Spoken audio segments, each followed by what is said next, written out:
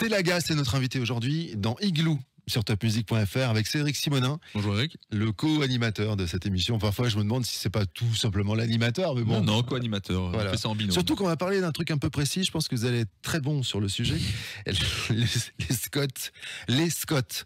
Et on a Stella Gas, donc, qui est la directrice de la Fédération des Scots, le schéma de cohérence territoriale. Bonjour Stella. Bonjour. Soyez la bienvenue. C'est quoi les Scots ? Les Scots, c'est un document que font les élus qui préparent le territoire à 20 ans sur toutes les politiques publiques, habitat, mobilité, environnement, etc. Il y a des lois également que vous commentez et on va voir ça avec Cédric Simonin. C'est à vous Cédric. Oui, merci Eric. Donc vous avez déjà commencé à raconter une bêtise puisqu'on va pas parler des Scots. Non, bien sûr. On va parler de la loi ZAN. Oui, c'est ça. Zéro artificialisation. Comme quoi le mec nette. ne comprend rien en fait. Il ne comprend rien, il ne prépare jamais ses émissions. Voilà. C'est pas vrai ça. Donc on avait parlé, si vous vous souvenez, de Oui. la loi ZAN C'est vrai. avec Emmanuel Armsdorf, qui était le patron, enfin qui est le patron toujours du CMCIC foncier, qui nous avait donné dans les grandes lignes ce qu'est être la loi ZAN. Et là, j'ai voulu qu'on refasse une émission là-dessus pour qu'on soit un peu plus précis, qu'on rentre un peu plus dans le détail, parce que c'est une loi qui est en train d'évoluer. Il y a encore des choses qui vont sortir. Hein, vous allez nous en dire un peu plus, des décrets qui vont sortir. Dans un premier temps, est-ce que vous pouvez nous donner une définition de la loi ZAN ? Alors, vous l'avez dit, zéro artificialisation nette. En fait, en clair, c'est qu'en 2050, on n'aura plus le droit d'artificialiser une parcelle si on ne rend pas une autre parcelle à la nature de la même taille. Et à court terme, on va demander aux élus de diminuer par 2 la consommation du foncier par rapport à ce qu'ils ont fait entre 2011 et 2021. Donc, les terrains vont devenir moins nombreux. Alors, vous pouvez parler un tout petit peu moins vite, on a le temps. Hein ? Moi je la trouve On parfaite. est Elle est tranquille, parfaite. on est entre nous. Ne la stressez pas. Je ne la stresse pas, je la mets à l'aise. Oh là là, j'ai fait une liaison là, attention. Voilà, ouf. Ça c'est balèze. Ouais, Bon, parce que c'est pas grave. c'est la loi ZAN. Ça C'est fait la faire loi des ZAN, liaisons un je peu zut. particulières. Alors effectivement, merci pour cette définition. J'aimerais qu'on ait une approche macro et ensuite un peu plus micro, parce que cette loi ZAN, elle paraît être un peu lointaine pour tout un chacun, mais elle a un impact direct, concret, sur chacun d'entre nous, les acheteurs et les vendeurs de foncier. Donc, première question sur l'approche plutôt macro, quel va être son impact sur les territoires ? Alors déjà, les élus vont devoir revoir leur document d'urbanisme, de ce qu'on appelle le plan local d'urbanisme qui permet de délivrer les permis. Et donc ça va avoir une incidence à la fois sur le logement, mais aussi sur l'économie, sur le commerce, sur les infrastructures et sur les équipements. Donc on aura moins de disponibilité de foncier pour faire. Et ils vont devoir concentrer leur travail sur les friches, sur les espaces déjà bâtis. Voilà. Donc ça va influencer la manière de faire du développement urbain. Ça a l'air compliqué ou pas ? Ah oui, ça va être compliqué, oui. Oui, parce qu'en fait, les élus ont déjà fait des efforts. Ils ont déjà baissé de 10 000 hectares par an la consommation du foncier ces 10 dernières années. Et là, on va leur demander de faire encore plus et encore plus vite. Oui, alors, ça a un impact, puisque vous savez que dans l'inconscient collectif, on dit que lorsque l'on a un foncier, ça vaut de l'argent et ça en vaudra toujours. Ça n'est plus vrai. Parce que y a des terrains où on estime que c'est dans la famille depuis des années et qui prend toujours de la valeur, parce que le terrain prend de la valeur, et il se peut que du jour au lendemain, ce terrain qu'on pensait valorisé à un certain montant ne vale plus rien sur décision d'un élu. Donc c'est pour ça que je voulais vraiment faire cette émission, parce que tout un chacun n'en a pas conscience. On peut parler un petit peu de quel impact ça va avoir sur la taille des terrains, les lotissements, la forme des logements éventuels, et puis après on parlera un peu de disponibilité et de valorisation des terrains. Donc qu'est-ce que ça peut changer déjà sur la taille de ces terrains? Alors déjà, forcément, on va devoir prendre des terrains plus petits pour faire du logement, puisqu'on en aura 2 fois moins, donc forcément, il va falloir optimiser, être efficace. Ça va changer les formes de logement, parce que puisqu'on a des gros besoins en logement au niveau national, on va devoir optimiser les formes, donc il y aura plus de collectifs que d'individuels. L'individuel, ça va devenir un peu le produit rare, et on aura beaucoup moins de terrains autour de sa maison demain. En termes maintenant, pour les terrains de disponibilité, parce que vous l'avez dit, il y a des terrains qui vont devenir inconstructibles, d'autres qui vont redevenir peut-être constructibles, mais vraiment à la marge. Est-ce qu'on va avoir une disponibilité qui va se réduire comme peau de chagrin ? Alors oui, moins 50% de terrain par rapport à ce qu'on a aujourd'hui, forcément, ça va se voir au quotidien. Et donc les élus, ils vont privilégier la reprise de friches, par exemple. On l'évoquait avec Cernay. Voilà, il y a des endroits où on va pouvoir reprendre des projets sur des friches, mais ça va être de plus en plus compliqué parce qu'il n'y a pas des friches partout. Et on ne peut pas faire des projets sur des espaces agricoles, forestiers, naturels. Demain, on pourra beaucoup moins les mobiliser. C'est vrai qu'on a évoqué Cernay dans une autre émission. Oui. La semaine dernière. La semaine dernière, exactement. Est-ce qu'on peut parler de valorisation du foncier ? J'en ai parlé rapidement. Quel impact que ça peut avoir ? Alors, sur la valorisation, pour ceux qui ont des terrains, déjà, il va falloir qu'ils suivent ce qui va se passer sur les documents d'urbanisme, parce que des terrains vont être déclassés. C'est pas parce qu'aujourd'hui il est urbanisable un terrain qu'il le sera toujours demain. Donc, même son fond de jardin, même une parcelle entre deux bâtiments dans une zone urbaine, demain pourrait faire l'objet d'un déclassement. Et bien sûr, les zones d'urbanisation futures aussi. Donc, celui qui est propriétaire, il doit suivre ce qui se passe dans sa commune sur la question du foncier. Et bien sûr, les prix vont augmenter parce que plus un produit est rare, plus il est cher. Donc il y a des gens qui vont perdre de l'argent et d'autres qui vont en gagner, si j'ai bien compris. Alors, ils perdent pas vraiment d'argent parce qu'en fait, quand la collectivité a décidé de classer leur terrain en urbanisable, en fait, ils ont bénéficié d'une décision publique.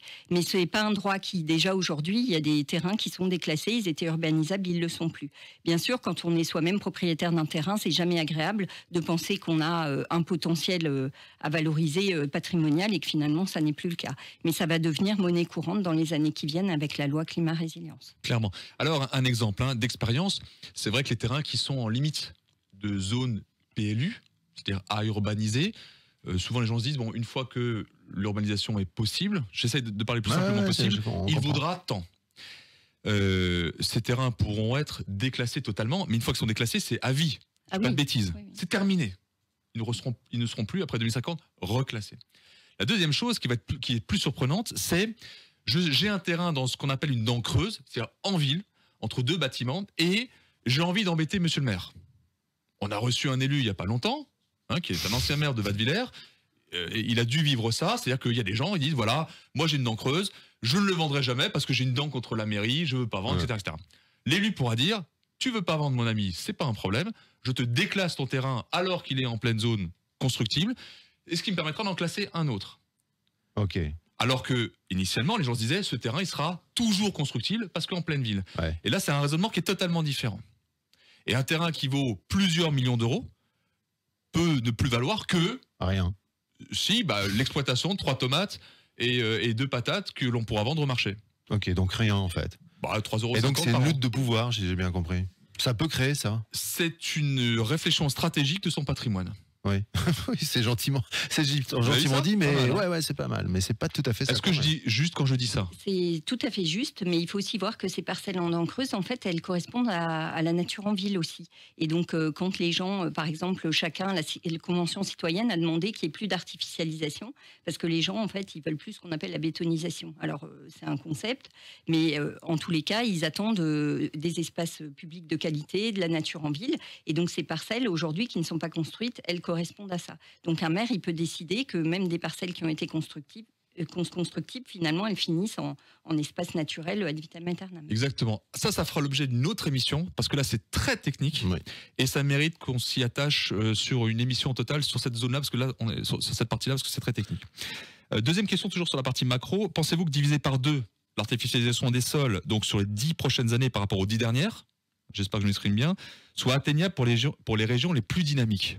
Alors ça va être compliqué parce que celles qui ont le plus de besoin pour la démographie ou pour l'économie en fait, et qui avaient déjà fait des efforts par le passé pour certaines, et quand elles vont devoir diviser par 2 et qu'elles vont devoir accueillir des gens, des jeunes qui partent de chez leurs parents, des gens qui divorcent ou naturellement la population qui évolue, elles ont quand même besoin de répondre à des besoins de logements nouveaux ou à accueillir des entreprises. Et on l'a vu avec la crise du Covid, on a des enjeux de relocalisation d'industrie.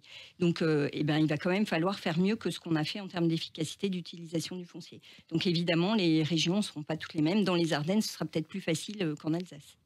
Alors là, je m'interroge sur une espèce de frustration qui peut arriver chez certains élus. C'est-à-dire que les élus qui ont été les plus vertueux ces 10 dernières années, ils auront la moitié de constructibles possible par rapport aux 10 dernières années. Et ceux qui ont été les moins vertueux, ils auront plus de surface constructible. Donc là, je ne sais pas si les décrets, il n'y a pas des choses des arbitrages qui vont être faits. Pour l'instant, c'est pas encore tranché. Je dis pas de bêtises. Alors, on a beaucoup milité au niveau national pour que ce soit pris en compte, cette question de territoire vertueux ou pas. C'est pour ça qu'on a demandé qu'il y ait une territorialisation des objectifs et que tout le monde n'ait pas moins 50 à faire, quel que soit ce qu'ils avaient fait par le passé. Aujourd'hui, ce sujet est encore en discussion et donc, dans les décrets, on va être très attentif à regarder ça. C'est les 2 sujets, vérifier que les efforts passés soient bien pris en compte dans le cadre des décrets et que...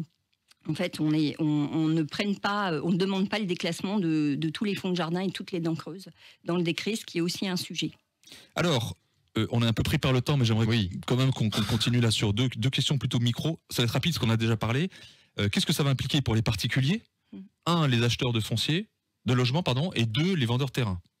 Alors, pour les acheteurs, ils risquent d'avoir des difficultés à trouver un terrain, notamment pour une maison individuelle. Il y aura plus d'offres en collectif.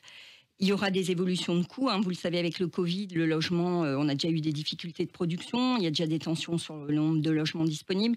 Les matériaux, il y a eu des problèmes sur les coûts. Et en fait, avec la réduction du foncier disponible, il y aura de la spéculation et donc forcément des augmentations de coûts pour le particulier lambda qui voudra acquérir son logement. Pour le vendeur, il y a deux cas de figure qui s'offrent à lui. Le premier, c'est est-ce que son terrain va rester constructible? On l'a évoqué. Et le deuxième, on lui demandera de pas trop spéculer parce que tout ce qui est rare est cher. Donc lui, il pourra voir par contre, du coup, ceux qui resteront constructibles, ils auront peut-être des coûts supérieurs. Donc pour terminer, je le dis à chaque fois, pour moi le logement dans 10 ans, ce sera un logement, ce sera du luxe de pouvoir se loger, d'être propriétaire.